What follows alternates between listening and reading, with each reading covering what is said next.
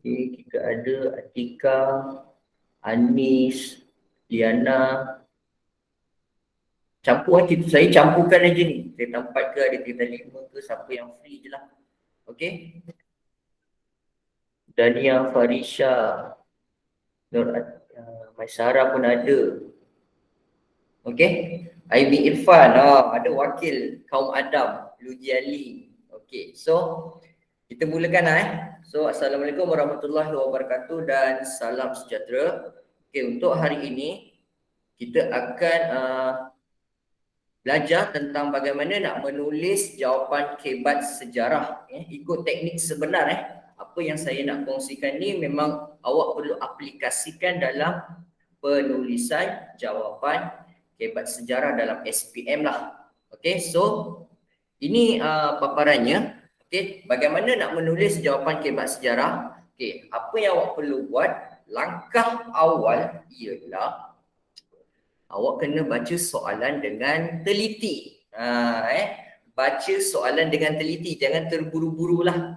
Okey, macam mana awak nak mengesan itu soalan kebat? Okey, bagaimana awak nak mengesan itu adalah soalan kebat? Biasanya soalan kebat pada setiap soalan dia ada beberapa pecahan kan? Soalan A, pecahan B, pecahan C. Okey, saya nak tanya korang, biasanya soalan kebat ni kat pecahan mana? A ke B ke C? Biasanya lah untuk soalan struktur. Biasanya C. Ya, betul. Okey, ya. Dania pun, Alia pun jawab C. Okey, memang kebanyakannya soalan kebat boleh kita kesan berada pada pecahan soalan C lah. Pecahan B pun kadang-kadang dah jadi kebat pecahan B pun kadang-kadang dah jadi kebat. Tengok awak kena perhatikan betul-betul mana-mana bentuk soalan. Kalau pecahan A biasanya soalan fakta. Soalan fakta jawapan hanya diperolehi dalam buku teks sahaja. Okey. Kalau pecahan B dia boleh separuh fakta, boleh separuh kebat. Dan biasanya dalam pecahan B dalam peraturan pemarkahan yang cikgu dapat tu, kita sebut skema lah. Biasanya ada perkataan mana-mana jawapan yang berkaitan. Boleh faham tak? Mana-mana jawapan yang berkaitan. Dia kena kaitkan dengan fakta. Fakta dalam buku teks. Tapi kalau soalan kebat yang betul-betul fully kebat, sepenuhnya kebat, biasanya kalau kat peraturan pemarkahan ataupun skema, yang kita sebut skema tu, yang cikgu dapat tu, dia ada perkataan kat hujung dia, mana-mana jawapan yang munasabah. Kalau ada merujuk kepada mana-mana jawapan munasabah, ini sangat membantu murid, sangat membantu channel lah untuk memperolehi skor dengan mudah. Sebab apa saja jawapan daripada akal awak, apa saja jawapan awak yang logik, yang rasional, yang bernas akan kita terima. Tapi mesti berkaitan dengan soalan. Sekejap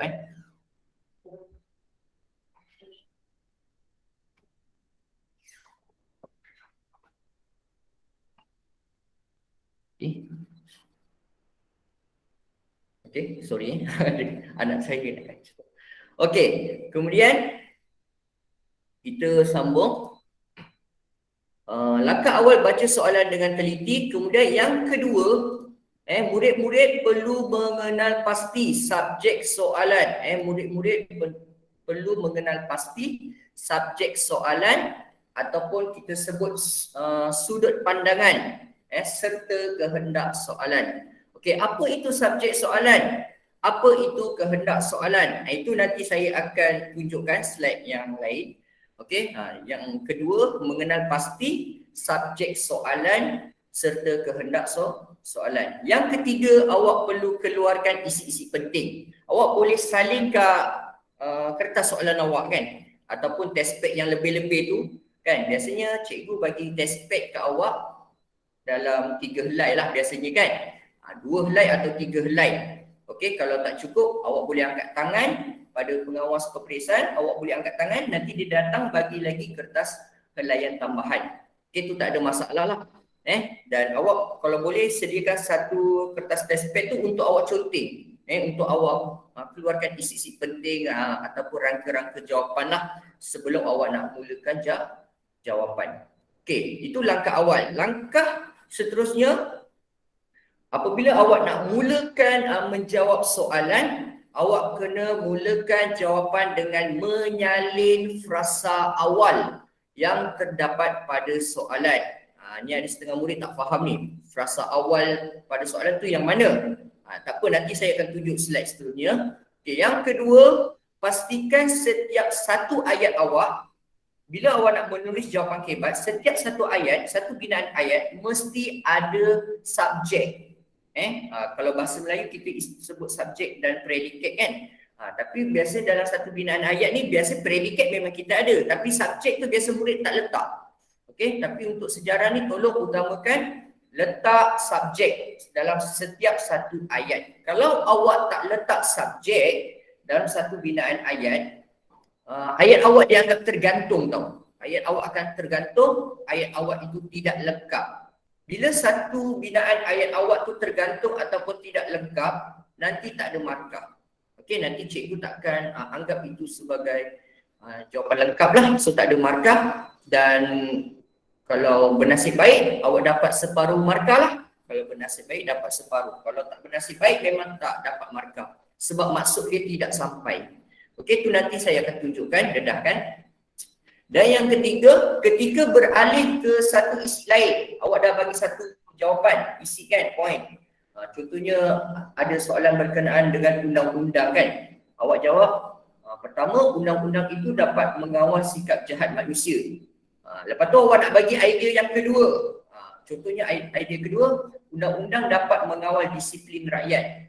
Awak at least kalau nak mulakan ke satu isi yang lain, gunakanlah penanda wacana. Okey.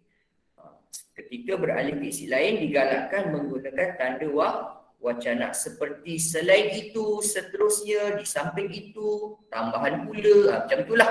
Okey, so guna penanda wacana. Okey. Next.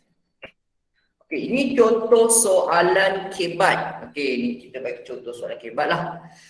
Bagaimanakah anda dapat melaksanakan tanggungjawab?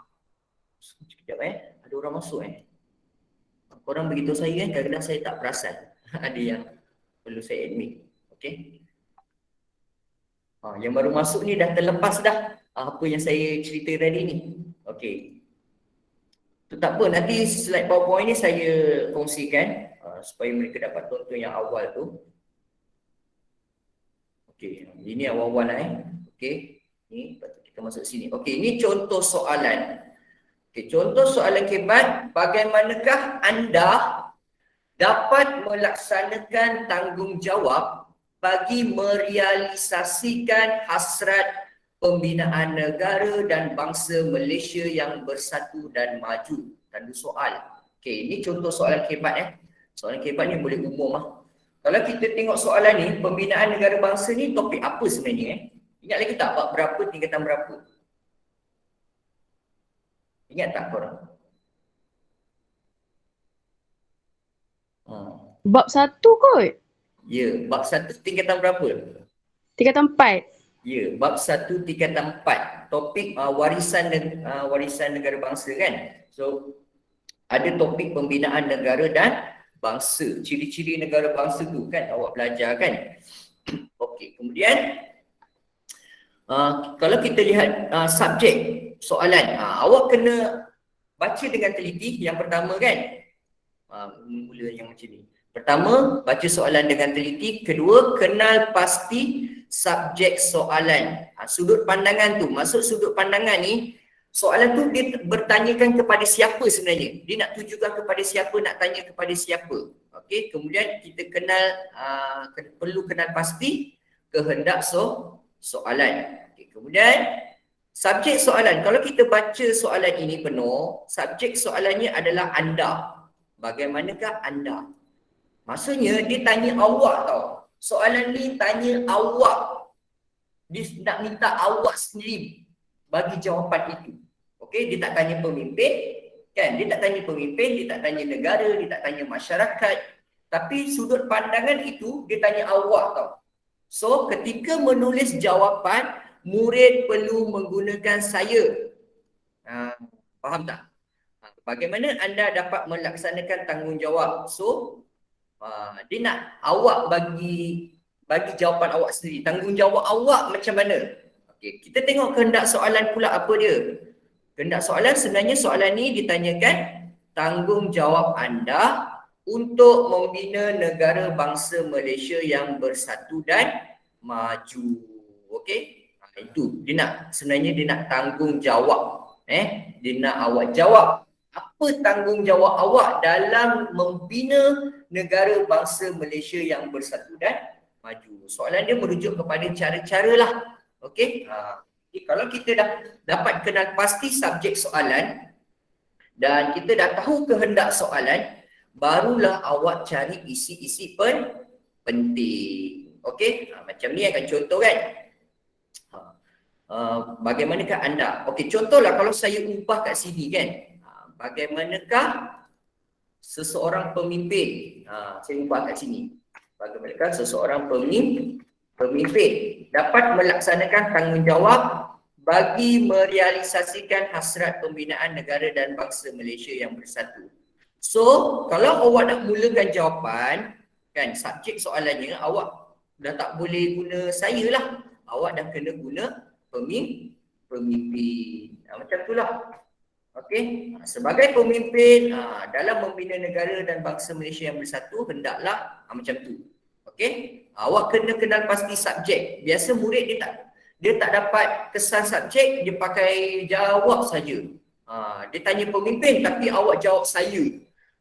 Lepas tu awak jawab kita hendaklah, padahal dia tanya pemimpin kan. Sepatutnya awak gunalah perkataan pemimpin. Okey, seterusnya kita pergi next. Okey, ini contoh isi-isi penting. Bagaimana nak menjawab soalan tersebut? Soalan tanya, tanggungjawab nak bina negara bangsa Malaysia yang bersatu padu. Apa tanggungjawab kita? Apa cara-caranya? Apa cara-cara nak membentuk sebuah negara bangsa Malaysia yang bersatu padu? Okay, so ni saya dah bagi beberapa sedikit jawapan kebat. Okey. Aduh, lagi yang masuk tak ada Okey, so ini antaranya. Pertama, setia pada raja dan apa agak-agak awak? Kita nak letak apa yang sesuai? Ini guna rukun negara tau. Ya, setia pada raja dan negara. Okey, tak apa. Kita keluarkan dulu isi. Cara nak membentuk negara bangsa yang bersatu dan maju. Okey, yang kedua, yang empat ni awak boleh berukun negara dalam membina ayat kebat bergantung dengan jenis soalan lah. Okey, yang kedua, dalam rukun negara ada apa? Kita kena hormat apa lagi?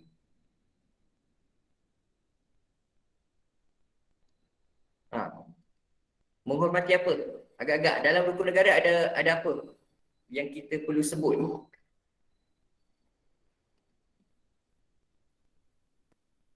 Ada nak respon? Lain kuat tak? Yang empat ni semua dalam rukun negara. Kita kena setia pada raja dan negara. Okey, raja negara dah. Yang kedua tu. Yang kedua ni. Saya nak tulis apa kat sini? Menghormati apa dalam rukun negara? Yang poin ketiga apa? Dalam rukun negara ada subjek apa yang awak perlu nyatakan? Dalam rukun negara, percaya pada Tuhan. Kedua, kesetiaan kepada raja dan negara. Ketiga, keluhuran perlembagaan. Okey, perlembagaan. So kita kena tulislah perlembagaan. Menghormati perlembagaan negara. Okey? Okey, kemudian selepas keluhuran perlembagaan, prinsip rukun negara yang keempat apa dia?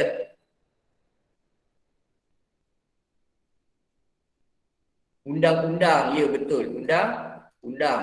Okey, so kita tulis kat sini menghormati undang-undang negara. Ini salah satu contoh lah. Okey, kemudian yang keempat, mengamalkan kesopanan dan dah tahulah semua kan.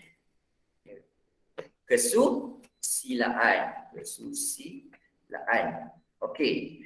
Kemudian bersatu padu, tidak berpecah belah, mengutamakan perpaduan. Ini semua benda ni, jawapan ni merujuk kepada bagaimana nak membina negara dan negara bangsa Malaysia yang maju dan bersatulah. Okay. Tidak menyentuh isu apa agak-agak ni? Saya nak letak apa perkataan yang sesuai? Tidak menyentuh isu apa agak-agak? Pergaulan. Isu boleh. Isu apa yang sesuai kita nak letak selain perkauman? Ada lagi perkataan yang lebih sesuai lah kita nak letak.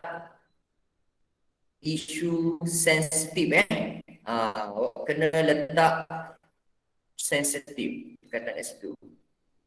Okay, tidak menyentuh isu sensitif terhadap kaum lain. Okey, kemudian yang seterusnya sentiasa menyokong dasar-dasar apa? Apa perkataan yang sesuai nak letak kat sini? Ini nak bagi isi ni sebelum kita nak buat ayat lengkap ni.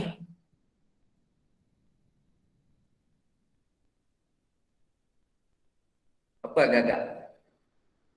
Sentiasa menyokong dasar-dasar negara.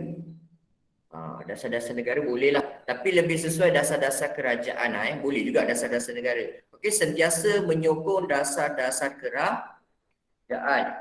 Dasar negara pun boleh, dasar negara pun boleh. Okey, kemudian memupuk perasaan cinta akan negara. Kan? Ya, betul. Cinta akan negara. Ataupun nak memupuk perasaan patriotik dalam diri. Okey, sebenarnya cinta negara dan patriotik ni sama maksud murid beranggapan maksud dia berbeza. Sebenarnya maksud dia sama. Bila awak bagi jawapan yang sama, markah awak berulang. Cikgu akan bagi satu markah saja. Okey. Sebab tu saya kira letak palang kat sini kan, slash. Okey. Memupuk perasaan cinta akan negara / memupuk sikap patriotik dalam diri. Dia sama maksud je sebenarnya. Okay. Kemudian mempelajari ilmu ... dengan tidak mengulangi kesilapan lalu. Agak-agak ilmu apa yang dimaksudkan? Ilmu sejarah, ya betul Taufik. Mempelajari ilmu sejarah dengan tidak mengulangi kesilapan lalu. Okey, ini semua benda yang baik tau. Benda ni semua ke arah nak membina negara bangsa Malaysia yang maju dan bersatu. Okey, kemudian memperkukuhkan diri dengan ilmu, bahasa Inggeris religion, agama lah kan. Okey, so agama. Okey. Kemudian mengamalkan nilai-nilai murni, bolehlah ni beradab mulia ke kan. Mengamalkan nilai-nilai murni, adab yang tinggi. Okey, kemudian last sekali, tidak terpengaruh dengan budaya luar yang merosakkan. Awak kena bagi ayat lengkap macam ni jangan sebut tidak terpengaruh dengan budaya luar. Kalau boleh sebutlah lebih tegas yang merosakkan, sebab tak semua budaya luar tu teruk. Boleh faham tak? Tidak semua budaya luar itu teruk. Ada budaya luar yang baik kan. Okay. Tapi better awak tambah perkataan yang merosakkan. Tidak terpengaruh dengan budaya luar yang merosakkan. Ataupun anasi-anasi luar pun samalah tu maksud dia. Okey. Dan ada lagi satu yang saya jumpa selalu murid suka bagi jawapan kan. Itu bukan, itu topik lain. Okey, kemudian next. Okay, ini kita dah keluarkan isi-isi penting daripada soalan yang ini. Ini contoh soalan. Ingat soalannya, bagaimanakah seseorang pemimpin dapat melaksanakan tanggungjawab bagi merealisasikan hasrat pembinaan negara dan bangsa Malaysia yang bersatu dan maju. Okey, ini peringatan ketika menulis jawapan. Ingat ni, ketika awak mula nak menulis jawapan K4, saya tambah biar bagi awak ingat. Mulakan dengan menyalin frasa awal soalan. Mulakan dengan menyalin frasa awal soalan. Nanti kita tengoklah apa maksud frasa awal soalan ni. Okey, kemudian setiap binaan ayat mesti mengandungi subjek. Tadi saya pun dah terangkan. Okey, kemudian jika berpindah ke satu isi lain, gunakan penanda wacana seperti seterusnya. Selain itu, boleh juga menggunakan angka sebagai contoh. Pertama ialah apa, kedua ialah apa. Kan? Contoh macam soalan tadi, bagaimana nak membina negara bangsa Malaysia yang bersatu dan maju kan? Okey. So, nanti awak kena sebutlah. Yang pertama ialah setia pada raja dan negara. Kedua ialah macam tu, menghormati perlembagaan negara. Boleh faham tak? Itu kalau awak tak nak guna penanda wacana lah, awak boleh gunakan angka. Yang keempat, macam tu lah. So tak ada masalah, sejarah dia tak macam karangan bahasa Melayu yang nak gunakan penanda wacana yang berbeza kan. Okey, dia tak ada masalah. Yang penting ayat tu lengkap, itu saja. Sejarah ni kita nak ayat itu lengkap, ada subjek dan predikat. Dan jangan lupa yang ini yang saya terangkan sekali lagi, ketika menulis jawapan kebat, mulakan dengan menyalin frasa awal soalan. Okey, next. Ini okay. Saya ambil contoh lah. Ini soalannya. Kita ambil soalan.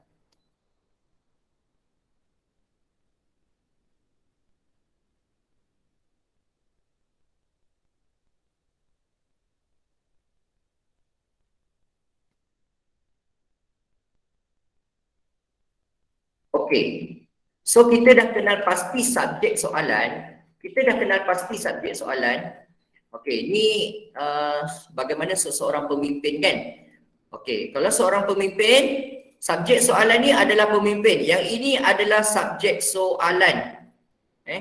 Yang ini adalah subjek soalan. Okey. Kemudian kehendak soalan, cara-cara ni, cara-cara kita nak merealisasikan hasrat membina negara dan bangsa Malaysia yang bersatu dan maju. Tadi saya beritahu awak, nak mulakan jawapan kebat mesti salin frasa awal soalan. So macam mana nak mulakan frasa awal soalan? Okey, rahsianya ialah awak boleh ambil daripada depan lah. Bagaimana seseorang pemimpin. So dia tanya pemimpin kan, awak kena mulakan sebagai pemimpin. Sebab itu adalah subjek. Pemimpin ini adalah subjek. Awak jangan tulis ni lah. Sebagai warga negara, dah salah lah. Sebagai warga negara dah salah lah. Salah. Okey, itu tak boleh. Sebab soalan tak tanya warga negara, soalan dia tanya pemimpin. So awak kena sebagai pemimpin.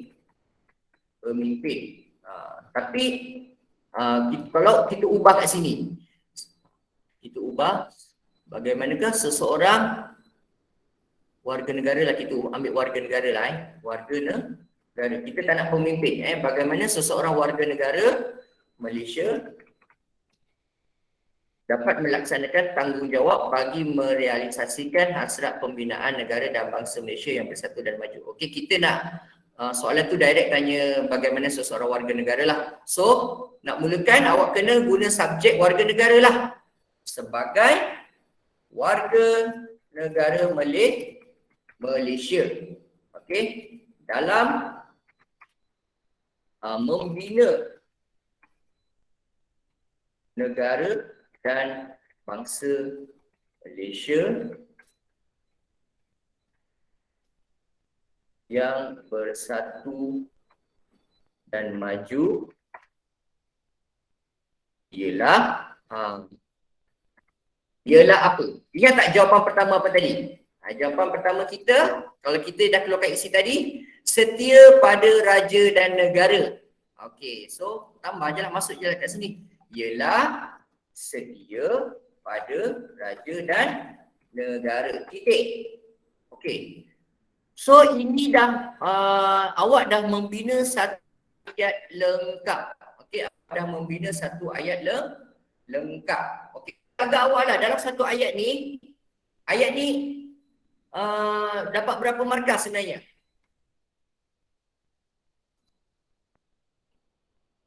Ada berapa markah? 2. 2. Lain?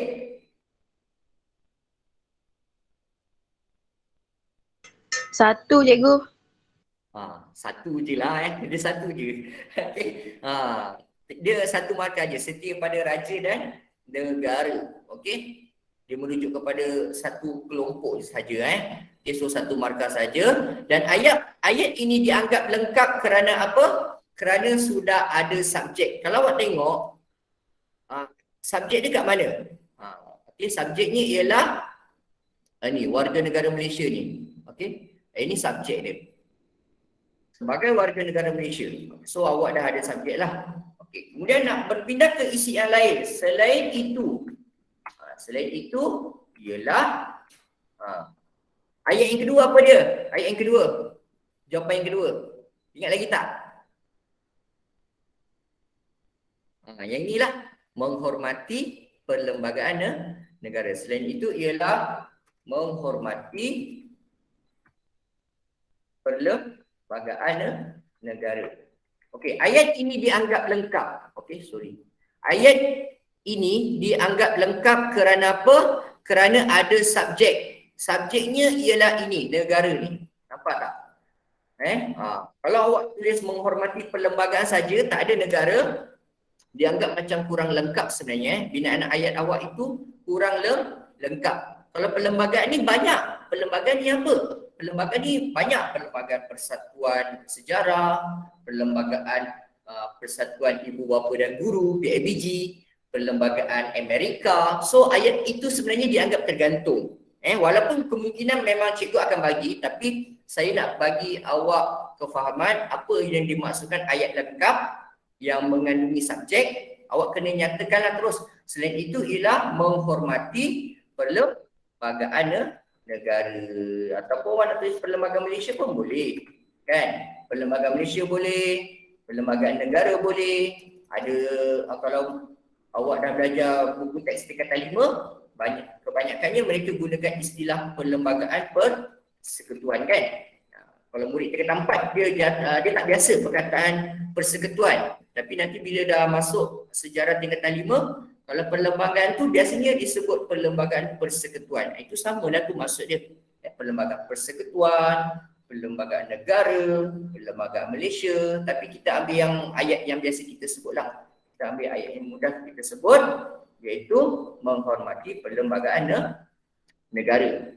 Kalau nak tambah lengkap lagi, selain itu seseorang warga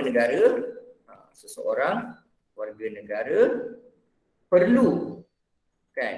Ini nak lebih lengkap lah. Selain itu seseorang warga negara perlu menghormati perlembagaan negara. Titik. Yang ini dah masuk markah kedua. Okey. So ini subjek saja.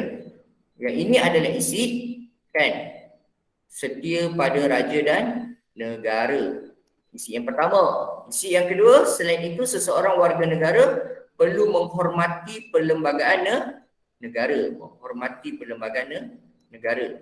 Okey, ada setengah murid tengok soalan macam ni, dia terus jawab je. Saya akan hormat perlembagaan. Okey, titik, setia pada raja dan negara. Kalau macam ni, awak macam ayat kurang cantik lah. Sebaik-baiknya awak kena mulakan dengan frasa awal soalan. Frasa awal. Macam ambillah sikit. Sebagai warga negara Malaysia dalam membina negara dan bangsa Malaysia yang bersatu dan maju. Ini adalah frasa awal ayat. Okey. Terus awak bagi isi-isi. Okey, lepas tu nak mulakan ke satu isi, kena guna penanda wacana. Okey, so kita stop yang ni. Ada juga yang jawab point-point, jangan jawab dalam bentuk point form Kalau awak jawab dalam bentuk point form, awak akan dapat separuh markah sahaja. Separuh markah. Ada juga yang buat macam ni. Setia pada raja dan negara. Lepas tu dia buat point form bawah lagi. Hormat perlembagaan. Yang ini dapat 1 markah je nanti. Sepatutnya boleh dapat 2, nanti dia dapat 1 markah. Kalau dia anggap ayat tu tidak lengkap, kosong markah. Tapi kalau kita baca sekali seimbas, ayat ni macam tak lengkap. Ini bukan jawapan bentuk essay. Macam penandaan sebelum-sebelum ini, kalau soalan ini jadi soalan struktur, dia akan dapat separuh markah kalau soalan struktur. Tapi kalau ianya adalah soalan bentuk essay, bahagian B, awak tak ada markah langsung. Okey, kalau awak jawab dalam bentuk point form, awak tak ada markah. So, jangan jawab dalam bentuk point form. Itu je lah. Buat dalam bentuk ayat essay lah karangan. Okey, kemudian seterusnya, kalau kita tengok balik yang ini, isi dia, menghormati undang-undang negara, kan? So kita tulis je lah. Seterusnya, warga negara. Seterusnya,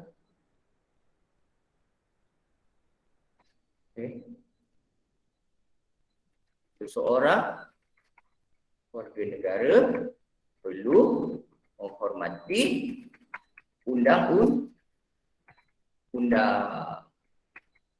Okey. Macam itulah. Seterusnya lah, sampailah buat sampai habis, isi dapatkan sampai 8 markah. Biasanya soalan maksimum, markah maksimum untuk setiap soalan KPAT adalah 8 markah. Okey. So awak usahakan dapat 8 markah. So apa yang saya share ni, isi-isi penting ni, kalau boleh awak hafal pun tak ada masalah. Yang saya bagi ni lah isi yang ni kan. Awak hafalkan pun tak apa. Sebab kalau ada soalan-soalan KPAT, awak rasa boleh masukkan apa yang saya bagi ke awak ni, awak boleh gunakan, awak boleh manfaatkan. Benda-benda ni kebanyakannya boleh masuk kat mana-mana soalan KPAT. Tapi awak kena baca dululah, fahamkan soalan itu. Kalau sesuai, awak boleh masukkan jawapan-jawapan yang saya sharekan ni. Okey? Jangan risau, nanti saya bagi juga slide saya ni kat grup Okey. Dan kelas 5 UM saya minta korang hafal lah kan, murid 5 UM saya dah share kan, dah ajar kat kelas kan. So kalau boleh korang hafalkan benda ni, tengok mana-mana soalan yang sesuai, awak boleh guna benda ni. Tapi awak kena tengok kalau subjeknya bertanyakan tentang rakyat ataupun warga negara ataupun tanya tentang kita, diri kita. So awak gunakan yang inilah. Tapi kalau subjek itu berubah, dia tanya kepada pemimpin, dia tanyakan kepada kerajaan, dia tanyakan kepada negara, jawapan-jawapan dia agak sedikit berbeza. Itu nanti saya akan sharekan kemudian lah. Okey. Dan tingkatan 5 saya dah share juga kan kat grup kan. Kalau subjeknya merujuk kepada kerajaan atau pemimpin ataupun negara, apa jawapan-jawapan KPAT yang biasa, yang sesuai kita boleh guna. Dia tak sama dengan subjek rakyat atau warga negara atau kita, dia tak sama. Okey. So kita pergi kat soalan lain lah, sebab ini kita dah tahu dah jawapan dia.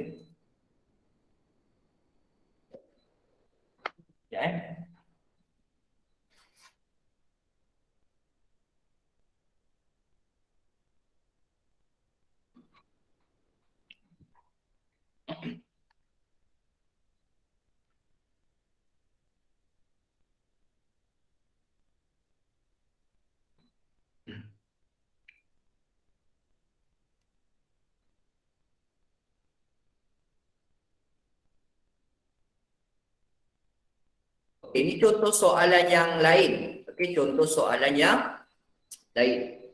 Bagaimanakah undang-undang dapat mewujudkan kehidupan yang aman dan harmoni dalam kalangan masyarakat pada hari ini? Okey, so soalan saya, apa subjek soalan dia? Subjek soalan.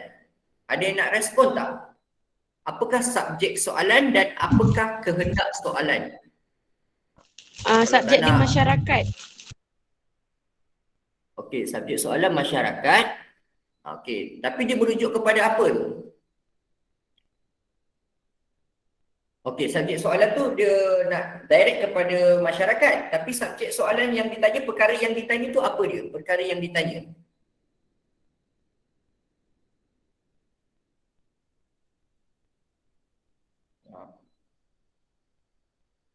Okay, subjek soalan dia adalah undang-undang sebenarnya. Okay, sekejap macam ni subjek soalan adalah undang-undang.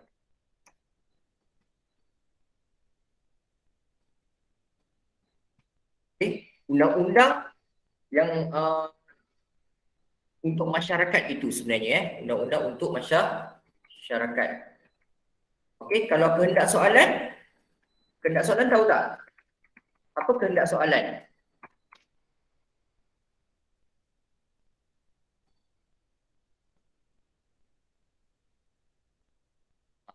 Kehendak soalan ditanya bagaimana kan? Ini adalah kehendak soalan. Bagaimana itu kata-kata soal. Tapi sebenarnya kehendak soalan ni dia tanyakan kepentingan undang-undang. Okey. Kalau kita baca soalan ni, sebenarnya dia minta kepentingan bagaimanakah undang-undang dapat mewujudkan kehidupan yang aman dan harmoni dalam kalangan masyarakat pada hari ini. Dia nak tanya apa fungsi undang-undang, apa kepentingan, apa fungsi undang-undang untuk masyarakat. Nampak tak? Itu kehendak soalan. Awak kena analisis lah sebelum awak nak mulakan jawapan. Okey? So, seterusnya, ini antara isi-isi penting. Apakah kepentingan ataupun fungsi undang-undang? Kalau awak nak salin, silakanlah. Fungsi undang-undang. Okey, yang pertama, kepentingan atau fungsi undang-undang adalah dapat mengawal tingkah laku masyarakat. Okey, ni nampak tak subjek jawapan saya? Saya letak masyarakat sebab kalau kita tengok soalan ditanya masyarakat. Kalau ditanya rakyatlah awak ubah kan. Kalau ditanya rakyat, awak ubahlah rakyat kan. Tapi sama je sebenarnya maksud dia kan. Okey. So, undang-undang itu dapat mengawal tingkah laku masyarakat daripada melakukan apa jawapan yang sesuai letak sini. Apa jawapan yang sesuai?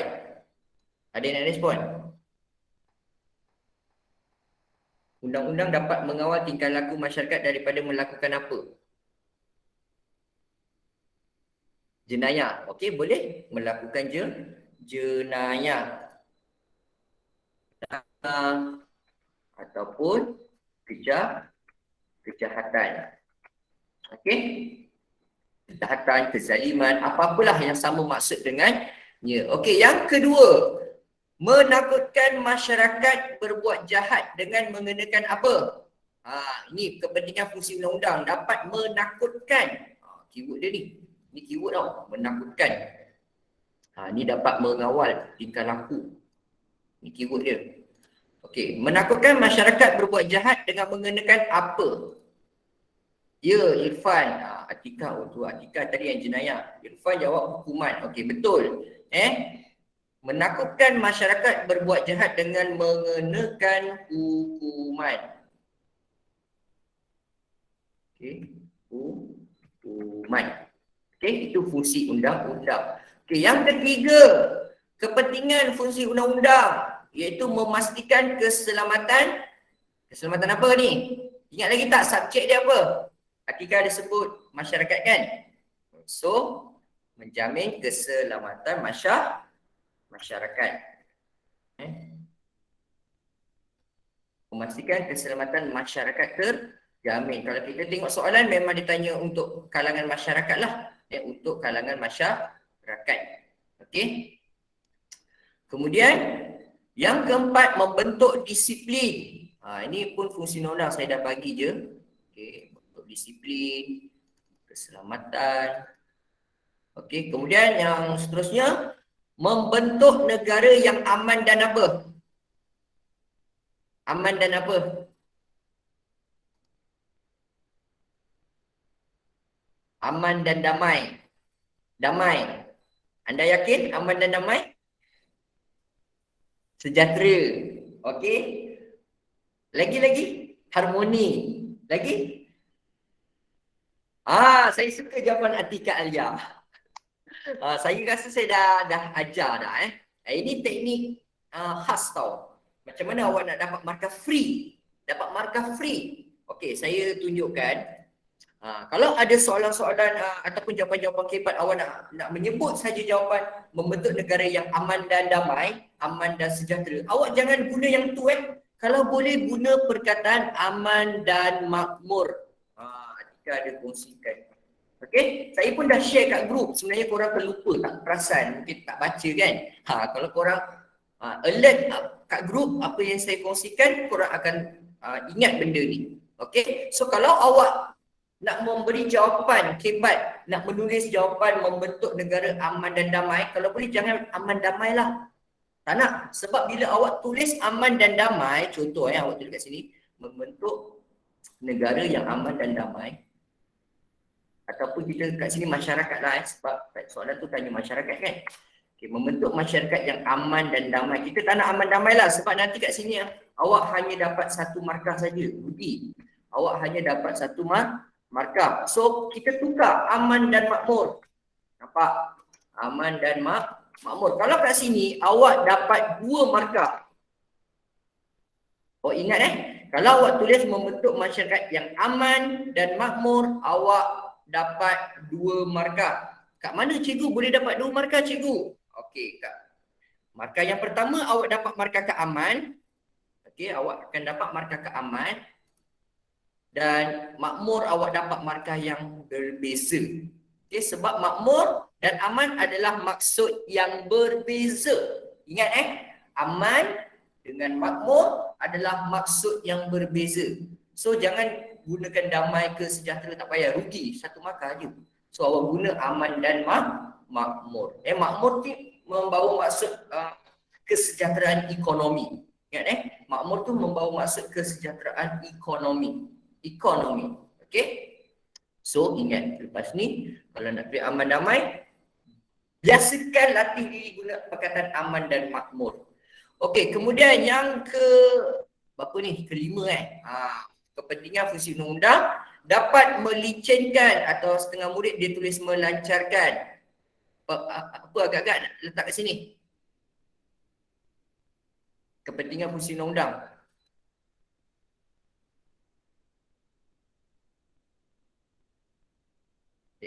Salah.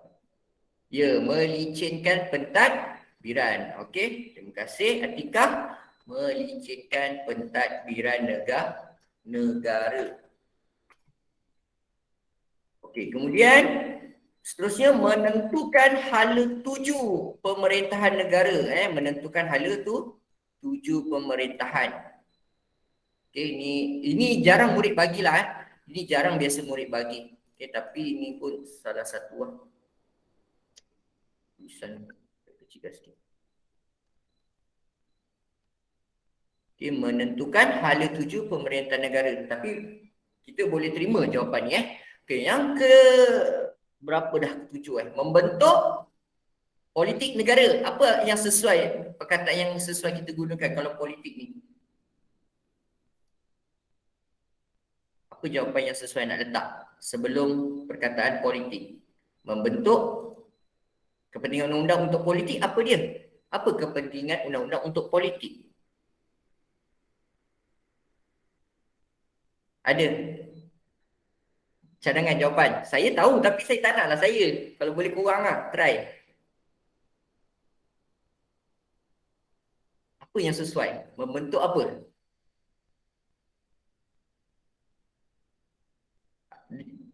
Dah 2 orang ni, nama Atika je yang Atika, Alia, Atika, lepas tu siapa lagi? Taufik. Cuba orang lain pula respon, ada? Jawapan yang sesuai, nak letak membentuk apa? Membentuk parti politik negara.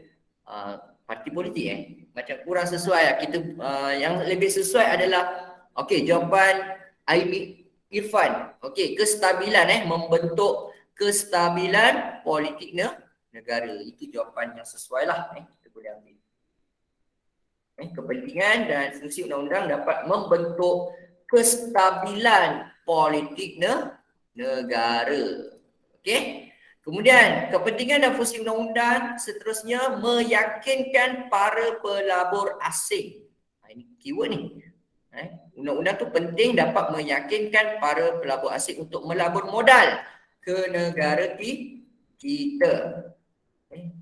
Poin dia meyakinkan pelabur asing untuk melabur modal ke negara kita kerana apa? Kerana mereka rasa negara yang ada undang-undang yang baik, keselamatan mereka terjamin. Kerana keselamatan mereka terjamin. Okey, secara tidak langsung dapat meningkatkan apa? Kalau kita dapat tarik ramai pelabur asing datang kat negara kita disebabkan negara kita ada undang-undang. So bila pelabur asing datang, apa kesan dia selepas itu? Dapat meningkatkan apa? Ya, Danisha, meningkatkan ekonomi negara. Okey, ini pun salah satu tips saya lah, tips jawapan kebat saya.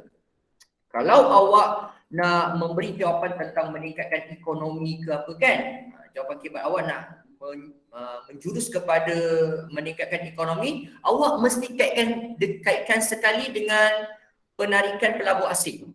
Boleh ingat tak lepas ni? Hari tu pun saya bawa ajar kelas 5 UM. Bila murid tu bagi jawapan, cikgu boleh tak kita kata undang-undang ni baik untuk meningkatkan ekonomi negara? Okey, boleh. Tapi boleh tak awak tambah huraian, undang-undang itu dapat meningkatkan ekonomi negara dengan menarik pelabur asing. Nanti awak akan dapat markah huraian. Awak akan dapat markah huraian. Itu cara dia lah.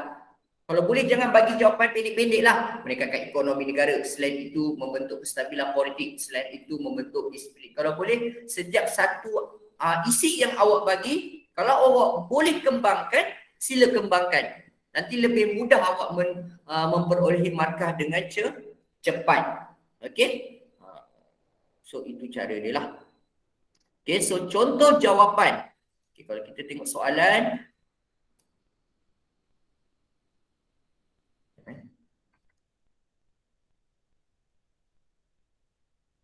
Sangat takut tak muat.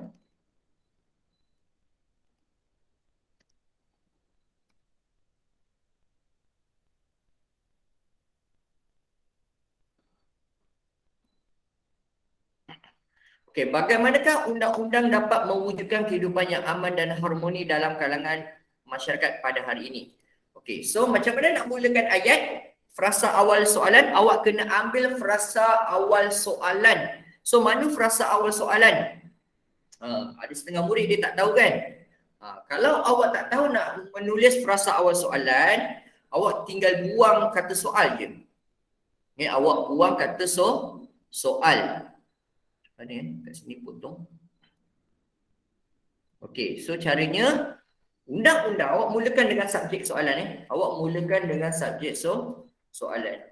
Undang-undang dapat mewujudkan kehidupan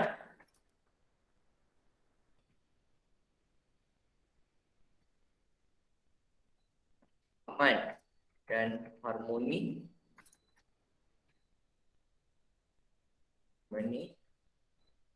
pada masyarakat hari ini kerana so ini cara nak memulakan jawapan. Kadang-kadang panjang kan, tapi awak boleh pendekkan, tak semestinya panjang begini Awak just boleh terus potong je. Undang-undang dapat mewujudkan kehidupan yang aman aman pada hari ini pada masyarakat aman kerana pun boleh juga kan, boleh juga. Dia tak kisah, yang penting awak ada subjek soalan. Ini subjek soalan undang-undang sebab dia tanyakan tentang undang-undang. Okey. So kita ambil yang ni lah contoh panjang. Undang-undang dapat mewujudkan kehidupan yang aman dan harmoni pada masyarakat hari ini kerana dapat mengawal tingkah laku masyarakat. Awal tingkah laku masyarakat daripada melakukan jenayah. Sini dapat 1 mark markah. Mengawal tingkah laku masyarakat daripada buat jenayah.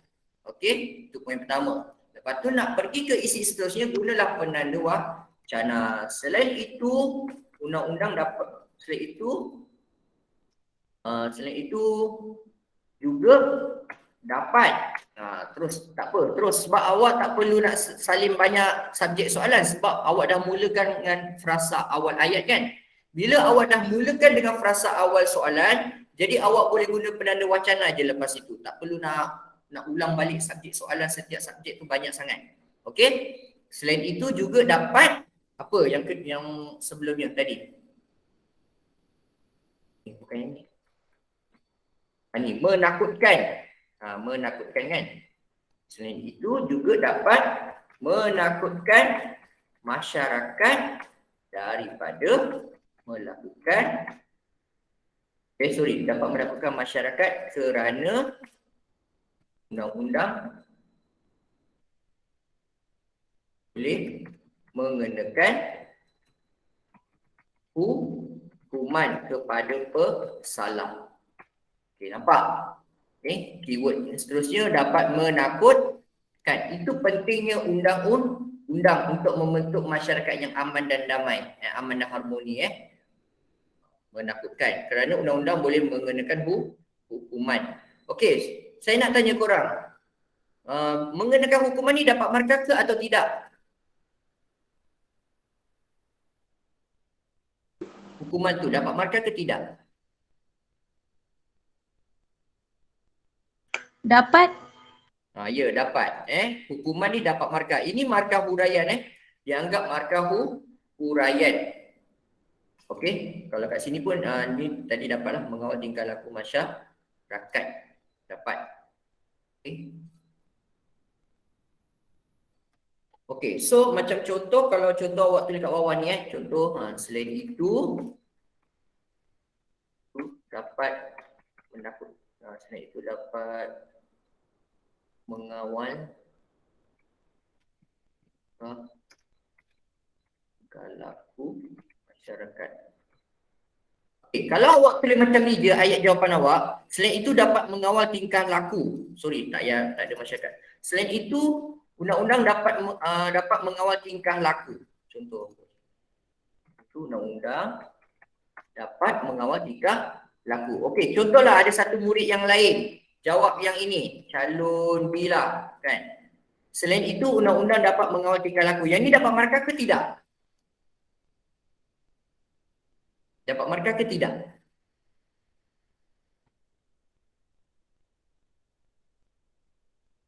Okey. Lain? Boleh respon tak?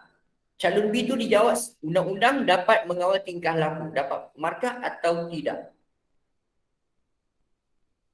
Taufik. Okey. Taki. Tak. Syafiq Wan tak. Okey, dia tak dapat markah Kenapa dia tak ada markah? Ya betul Taufik. Tak ada subjek. Sebab jawapan calon B ni tak ada subjek. Kalau binaan ayat lengkap mesti ada subjek. So nak kena tambah apa? Kena tambah perkataan masyarakat. Bila awak buat macam ni, barulah binaan ayat awak itu dianggap lengkap sebab ada subjek. Inilah subjek dia. Subjek dia masyarakat. Kalau awak tak ada masyarakat, awak potong tak ada masyarakat, awak jawab macam ni. Selain itu undang-undang dapat mengawal tingkah laku. Lepas tu ada murid tu. Selain itu juga dapat mengawal disiplin. Apa? Ini tak ada markah tau. Calon B ni jawab, selain itu undang-undang dapat mengawal tingkah laku. Selain itu juga dapat mengawal disiplin. Tak boleh sebab ayat itu tak ada subjek. Nak dapat markah untuk calon B ni, cara nak dapat markah kena tambah subjek. Selain itu undang-undang dapat mengawal tingkah laku masyarakat. Selain itu juga dapat mengawal disiplin masyarakat. Nampak tak? So, bila ayat itu ada subjek, barulah ianya dianggap ayat lengkap. So, untuk menjawab jawapan kebat lah, baru dapat markah. Itu cara dia lah. Okey? saya bagi panduan ni. So kena ingat. Dan saya pun ajar kelas 5 UM benda ni. Kat tempat tuition pun saya ajar. So awak kena alert lah benda ni Yang group kami saya ajar yang baru ayat benda ni, cara nak buat ayat. Okey. Kalau ajar gunakan papan putih, whiteboard lagi senang lah nak ajar benda ni. Nak ajar dalam guna slide ni payah sikit. Okey, kemudian membentuk disiplin, memastikan keselamatan. Yang ni nampak tak ada subjek masyarakat, membentuk masyarakat yang aman. Awak jangan sebut je membentuk aman dan makmur, tak boleh lah kan. Contohnya apa korang jawab? Okay, contoh murid tu jawab selain itu juga ke undang-undang membentuk keamanan. Okey, membentuk keamanan. Ayat ni tergantung Ayat ini dianggap tergantung. Ayat tergantung. Saya asingkan. Selain itu juga undang-undang dapat membentuk keamanan. Ini dianggap ayat tergantung. Nak letak subjek apa ni yang sesuai? Kalau nak jadikan ayat lengkap.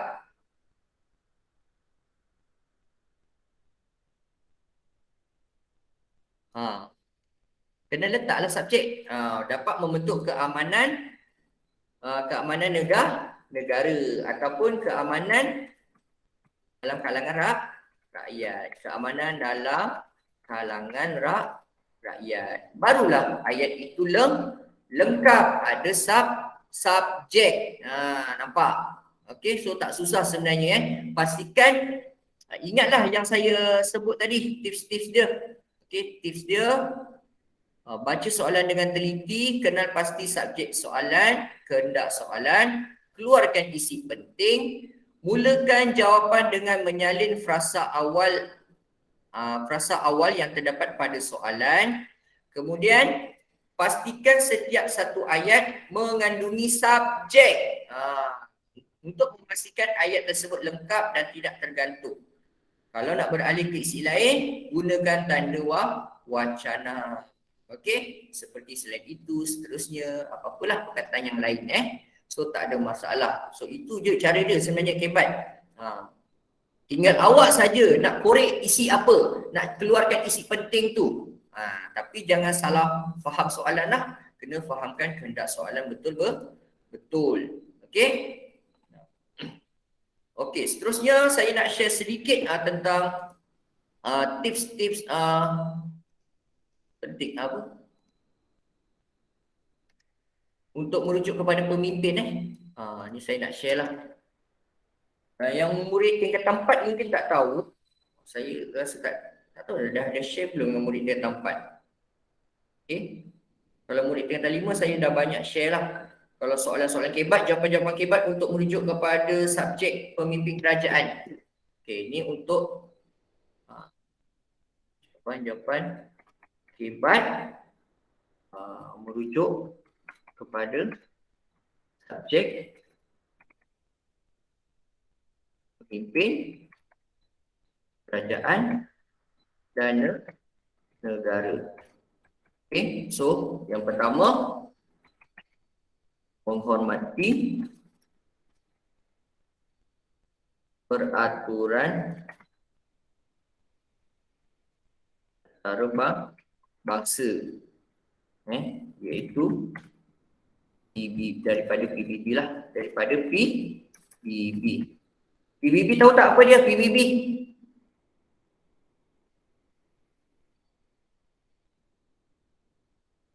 PBB tahu tak apa dia?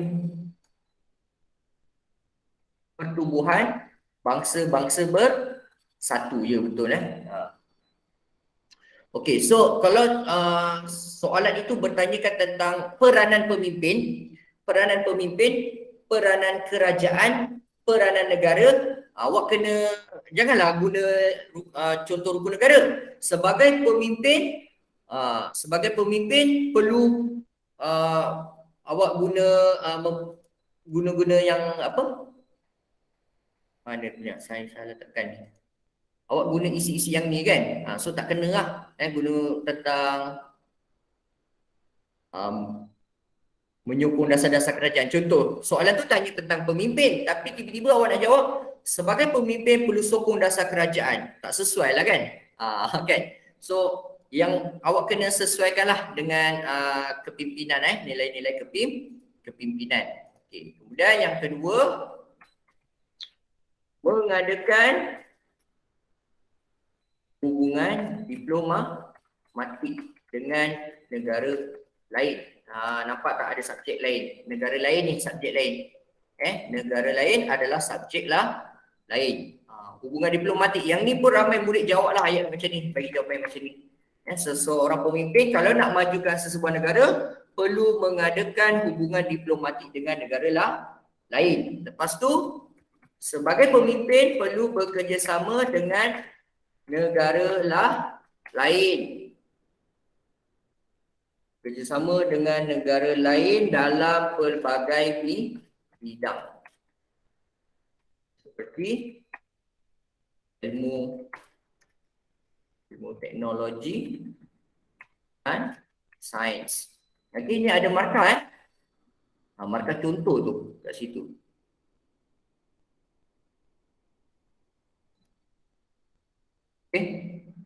Bekerjasama dengan negara lain dah dapat satu markah. Kan? Contohnya ilmu teknologi dan sains. Okey, kita pun banyak bekerjasama dengan negara Amerika, dengan negara Jepun, negara Perancis, Itali. Tujuannya kenapa kita perlu bekerjasama dengan negara-negara maju tersebut? Supaya kita dapat ilmu yang mereka ada. Ilmu teknologi, ilmu sains. Okey, nombor 4, apa peranan pemimpin, peranan kerajaan, peranan negara, ayat-ayat kebat yang sesuai.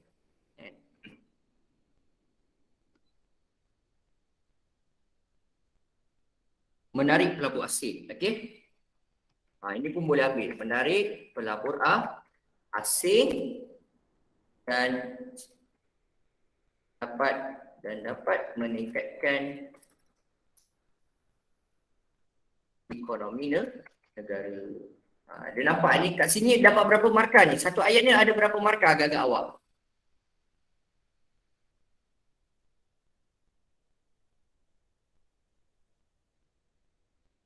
Ada berapa markah dalam satu ayat tu?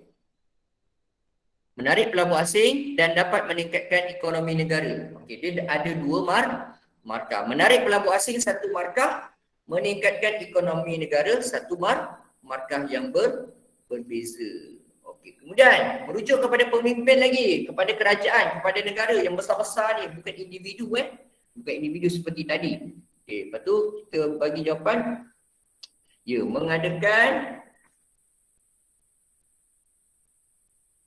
kerjasama pertahanan. Mengadakan kerjasama pertahanan dengan negara lain. Kalau ini nak buat huraian pun boleh. Supaya negara kita, supaya keselamatan negara kita dilindungi. Okey, dapat markah kat kerjasama pertahanan. Kan, dapat markah kat kerjasama pertahanan. Lepas tu markah huraian, keselamatan negara kita dilindungi. Okey, itu cara dia lah. Okey, so yang keenam, menjaga kebajikan rakyat. Sebagai pemimpin, sebagai kerajaan perlu menjaga kebajikan rakyat, menyatu padukan rakyat. Banyak menyatu padukan rakyat. Sebagai pemimpin kena buat benda-benda ni semua. Okey, kemudian layan rakyat secara sama rata, ataupun bahasa lain tidak bersikap pilih kasih. Muat dah. Banyak pula saya pun jawapan pun banyak. Okey, kemudian yang 9, menguatkuasakan undang-undang. Ni. Yang ni tak ramai budak jawab lah. Dia ramai murid jawab, kebanyakannya jawapan murid dia hanya sekadar ayat dia menguatkuasakan undang-undang. Okay. Awak kena ada penegasan lah lebih baik menguatkuasakan undang-undang secara telus. Secara telus. Okey, maksudnya jujur lah. Telus ni senang kata jujur. Orang kata tidak menyeleweng lah kuasa dia. Dia perlu laksanakan dengan jujur, amanah. Okey, tidak ambil rasuah macam itulah telus. Okey. Yang ke-10, tidak mengambil rasuah. Nampak tak? Banyak tak? Kan? So, jawapan kebat merujuk kepada subjek pemimpin, kerajaan dan negara. Inilah antara isi-isi yang sesuai. Okey, apa contoh soalan yang merujuk kepada pemimpin, kerajaan, negara? Contohlah kalau saya buat soalan ni. Contohlah soalannya. Bagaimana pemimpin dapat mempertahankan kedaulatan negara? Contoh, nampak tak? Contoh, ini contoh soalan saya buat. Saya fikir spontan saja tadi. Contoh jawapan kebat, bagaimanakah pemimpin? Dia tanya siapa? Pemimpin ke, tanya rakyat ke, tanya warga negara? Subjek soalan ni adalah pemimpin. Nampak tak? Soalan ni tanya pemimpin. Subjek soalan dia pemimpin. So saya dah bagi tips-tips kalau merujuk kepada pemimpin, ini antara jawapan-jawapan dia. Okey, awak tinggal hafal saja. Kalau ada soalan berkenaan peranan pemimpin, awak boleh ambil 10 jawapan yang saya share kat sini. Boleh hafalkan, boleh gunakan lah. Kalau yang penting awak baca soalan dengan teliti lah. Kalau sesuai, awak boleh masukkan. Kalau tak sesuai, jangan ambil kan. Awak kena baca soalan kebat lah. Sebab soalan kebat ni kadang-kadang dia pelbagai jenis.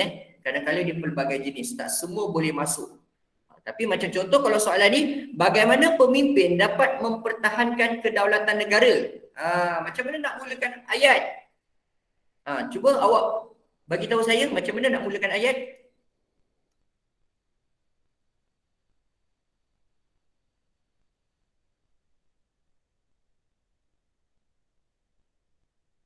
Siapa nak try? Kalau malu nak bercakap, boleh tarik kat tepi tu. Bagaimana nak mulakan ayat? Senang je ni. Ayat dia pendek je. Soalan dia pendek. Ada yang nak cuba tak?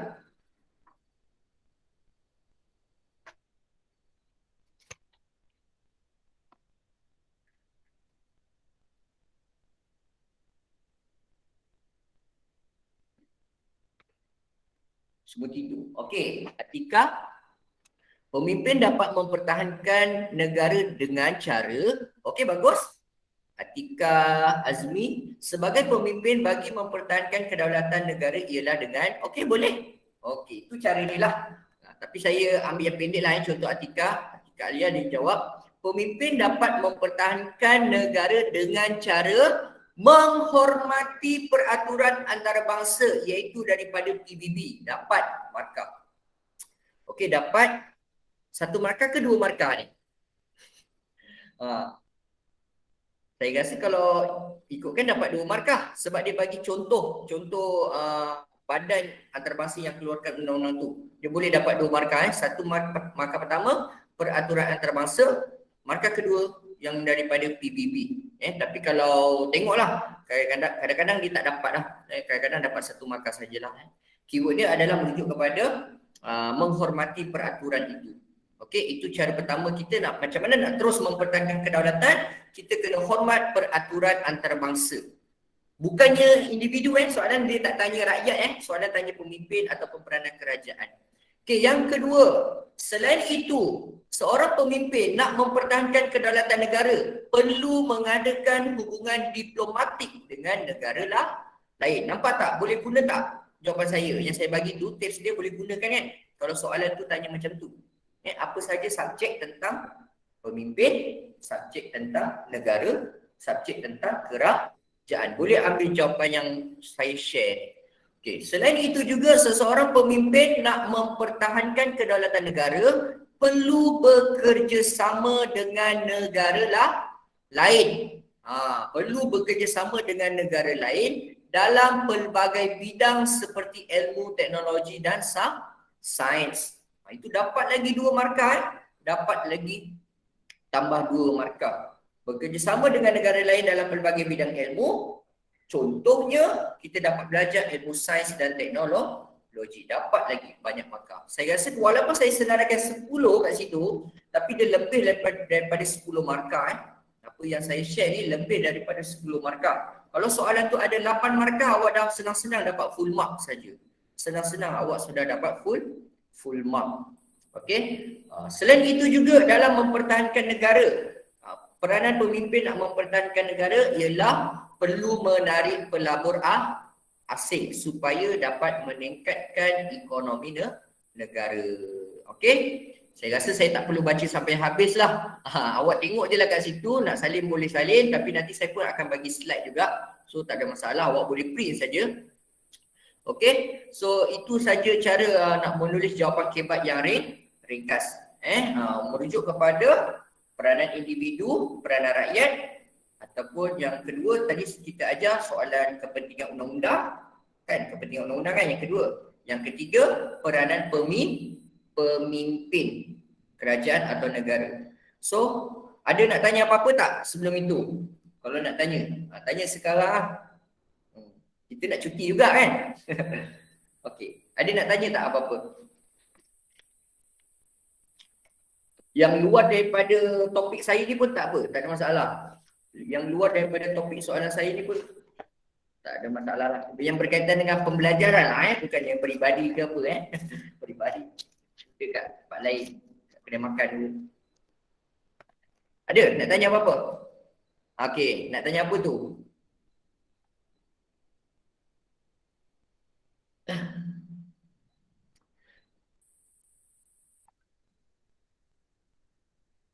Okey, kalau pemimpin, soalan tu tanya pemimpin, boleh tak kita tulis Perdana Menteri macam tu, boleh ke cikgu? Okey. Sebaik-baiknya ikut je yang panduan saya bagi. Kalau subjek soalan tu tanya pemimpin, awak gunakan pemimpin sajalah, tak payah nak memandai-mandai. Okey, dan persoalan Atika ni buat saya teringat tau, tiba-tiba saya teringat. Okey, saya nak bagi tahu awak, ingat alert saya nak beritahu awak ni, untuk menjawab soalan SPM, jawapan awak jangan mengkritik kerajaan. Boleh faham tak maksud tu? Jawapan awak tak boleh bersikap mengkritik dasar-dasar kerajaan yang kerajaan buat sekarang. Jangan contohnya awak mengkritik seseorang pemimpin, awak sebut pemimpin itu, awak senaraikan parti itu terlibat dengan rasuah, sebagai contohnya Datuk Seri ... terlibat dengan skandal ... Jangan jawapan bentuk itu, walaupun jawapan itu mungkin fakta ke apa ke, tapi kalau boleh elakkan jawapan yang bersikap mengkritik dasar-dasar kerajaan yang sedang buat ataupun mempersoalkan kenaikan cukai kerajaan ke apa. Contohnya zaman dulu pemerintah sebelum ini kerajaan memperkenalkan GST 6% kan. Tapi tiba-tiba murid dalam jawapan kebat dia mengkritik kerajaan. Saya mengesyorkan supaya kerajaan memasukkan cukai GST kerana GST membebankan rakyat. Jawapan itu tidak diterima walaupun mungkin pandangan awak tu betul. Tapi jawapan yang bersikap mengkritik kerajaan ataupun mengkritik raja yang terkini tau, tak boleh jawapan itu tidak diterima dalam SPM. Harap awak ingat apa yang saya pesan. Okey, kalau mengkritik secara umum, awak tak merujuk kepada mana-mana individu, tokoh-tokoh politik zaman sekarang ke siapa ke, kita terima. Okey, boleh faham tak apa yang saya sebut, apa yang saya cakap? Okey, ada lagi soalan lain? Awak boleh tanya, sebab kadang-kadang bila awak tanya ni kadang-kadang buat saya teringat benda lain, saya boleh cerita terus. Ada lagi tak? Saya kira sampai 10 lah. 10, 9, 8, 7, 6, 5, 4, 3, 2, 1. Kosong. Okey, so kita berhenti sampai setakat ini saja perbincangan kita berkenaan dengan topik jawapan-jawapan kebat yang umum dan tips menjawab kebat. Pertama, ingat lagi apa dia? Boleh ulang tak? Pertama apa?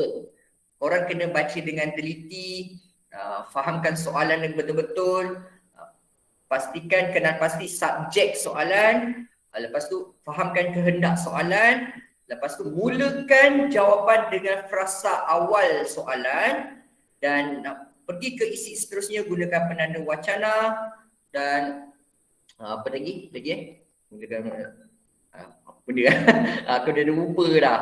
Okey, so itulah antaranya tips-tips yang saya sharekan tadi. Itu je lah, betul lah, itu je lah. Okey, dan pastikan ayat ada subjek. Itu penting. Pastikan setiap ayat awak mesti ada subjek supaya jawapan awak tidak tergantung. Okey, so kita jumpa di hari lain. Assalamualaikum warahmatullahi wabarakatuh dan salam sejahtera. Selamat bercuti. Okey, happy Diwali kepada kaum-kaum India. Okay, terima kasih. Bye-bye. Terima kasih cikgu. Alright, sama. Okey, terima kasih. Terima kasih, Ibu. Sama.